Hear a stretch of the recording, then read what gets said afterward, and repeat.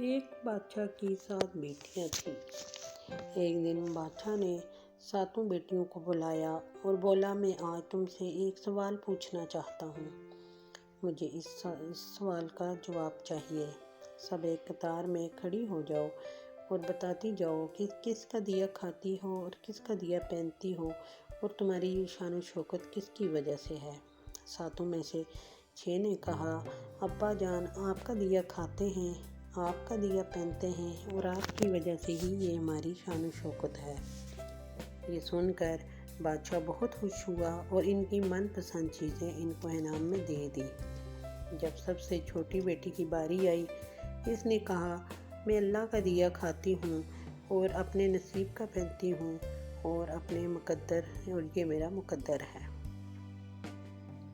بادشاہ یہ سن کر آگ بگولا ہو گیا اور غصے سے کہا کہ تم نے میری ناشکری کی ہے، یہ سب تمہیں میری وجہ سے ملا ہے، اب تمہیں اس گستاخی کی سزا ضرور ملے گی۔ اور پھر بادشاہ نے اپنے سپاہیوں کو حکم دیا کہ وہ اس کی سب سے چھوٹی بیٹی کو جا کر جنگل میں چھوڑ آؤ اور میں بھی دیکھوں کہ یہ میرے بغیر کیسے اللہ کا دیا کھاتی ہے اور اپنے نصیب کا پہنتی ہے۔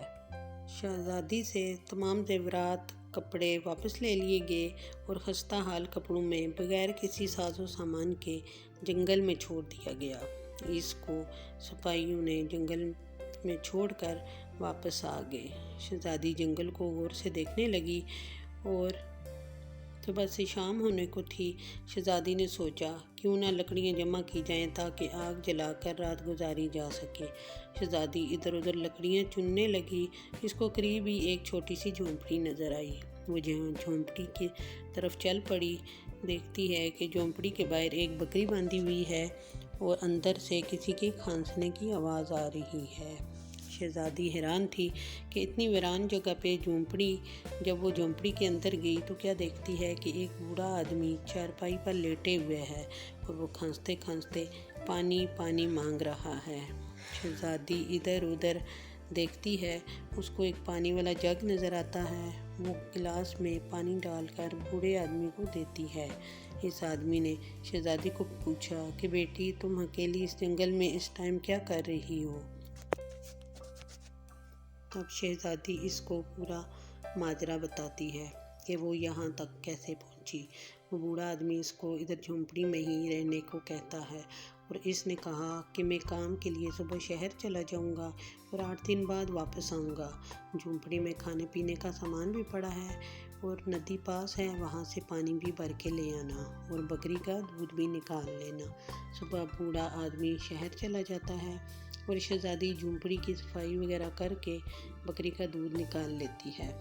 رات کو آدھا دودھ وہ اپنے لیے رکھ لیتی ہے اور آدھا دودھ گھر کے باہر ایک برتن میں ڈال کے رات کو رکھ دیتی ہے کہ اگر کوئی جانور بھوکا آیا تو وہ اس کو پی لے گا، اور وہ اندر جا کے سو جاتی ہے۔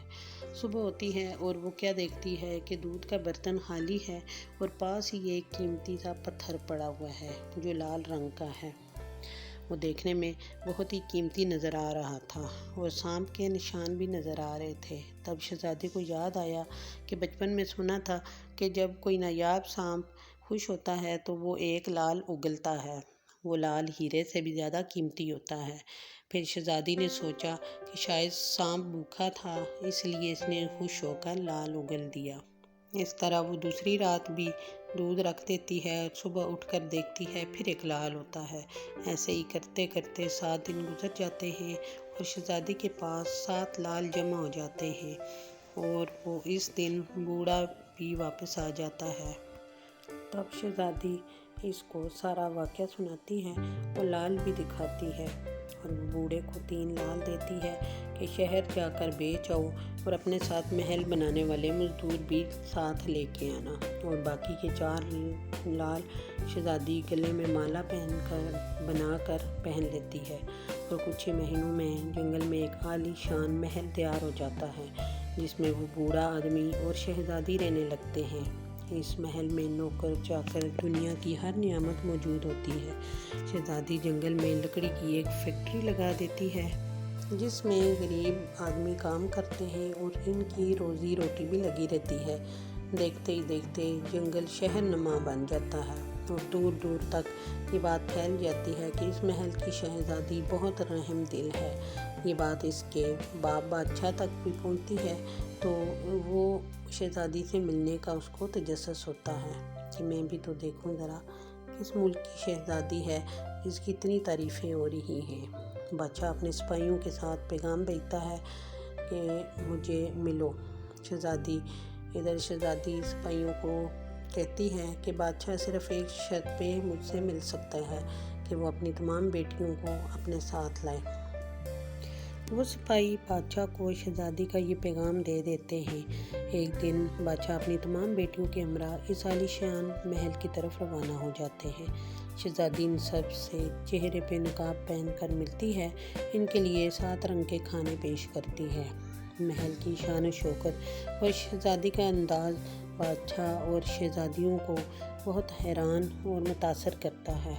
आखिर में बादशाह इस शहज़ादी को कहता है कि तुम मेरी बेटी की तरह हो और मैं तुम्हारे कहने पे अपनी बेटियों को साथ लाया हूँ, फिर हमसे ये पर्दा किस लिए है। फिर शहज़ादी कहती है अच्छा मैं तैयार होकर आती हूँ। शहज़ादियाँ आपस में सरगोशी करती हैं कि इतना तो तैयार है और इतने महंगे जेवर पहने हुए हैं और क्या तैयार होगी। इतने में वो क्या देखते हैं कि एक खस्ता हाल कपड़ों में कोई आ रहा है। गौर करने से बादशाह को याद आता है कि ये अभी तक ज़िंदा है। मैं सोचता था कि इसको कोई जंगली जानवर खा गया होगा। बादशाह खुश हुआ और इसको बोला मैं तुम्हें इस शहज़ादी से आज़ाद करवा कर ले जाऊंगा। तुम शहज़ादी को बुलाओ, मैं तुम्हारी कीमत में अपने सारी बादशाह भी अगर ये मांगेगी तो मैं इसको दे दूंगा, पर मैं तुम्हें आज़ाद करवा के ले जाऊंगा। फिर इसने कहा नहीं अब्बा जान, मैं ही वो शहज़ादी हूँ। मैं नहीं कहती थी कि अल्लाह का दिया खाती हूँ, अपने मुकद्दर का पहनती हूँ और ये मेरा नसीब है। मैं उसी अल्लाह ने मुझे आज कहाँ से कहाँ पहुँचा दिया। मैं आपसे ज़्यादा अमीर हो गई हूँ। फिर वो अपने बाप को वो सारा हाल बताती है कि वो इतनी अमीर कैसे बनी और गले में पहनी हुई माला और वलाल भी दिखाती है। फिर बाकी बहनों को इस पर रश्क होता है और बोलती हैं कि काश हम भी अल्लाह के भरोसे पे कहती हैं कि अल्लाह का दिया खाते हैं। सच अल्लाह पर भरोसा और यकीन इंसान को कहाँ से कहाँ पहुँचा देता।